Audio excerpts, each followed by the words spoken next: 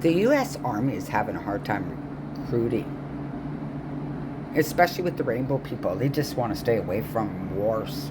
They'll go hide in the backwoods. They've already came out and said they're not fit for war.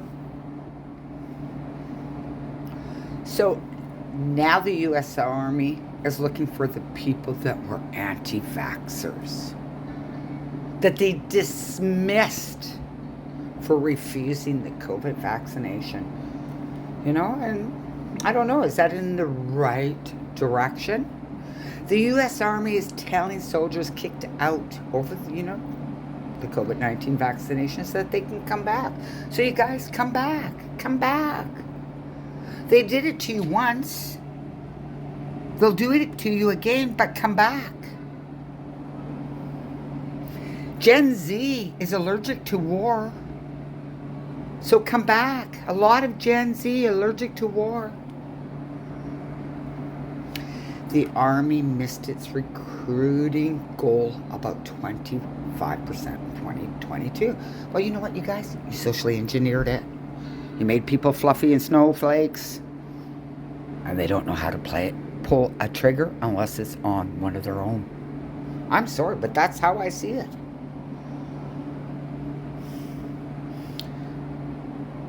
An Army official said Gen Z distrust in institution may be causing a recruiting decline.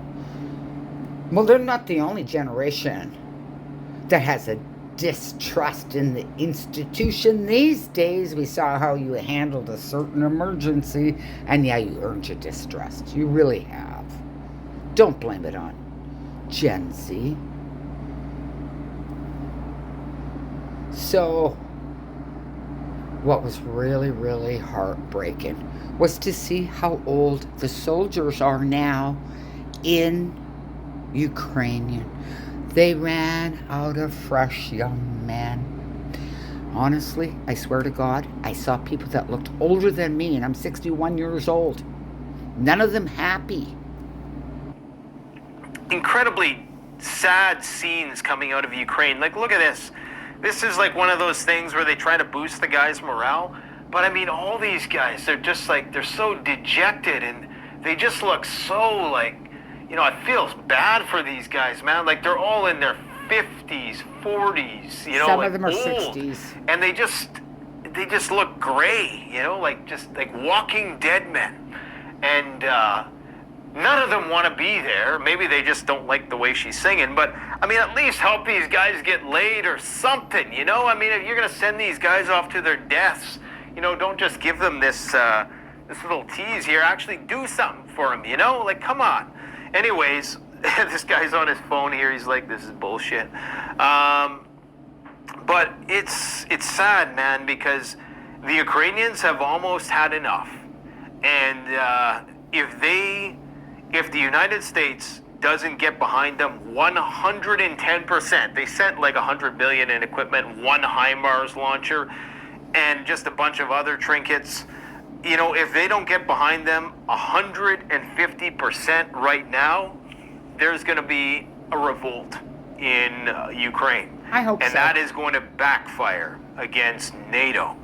And, Ukraine had a population of 40 million people, down to 28 million people.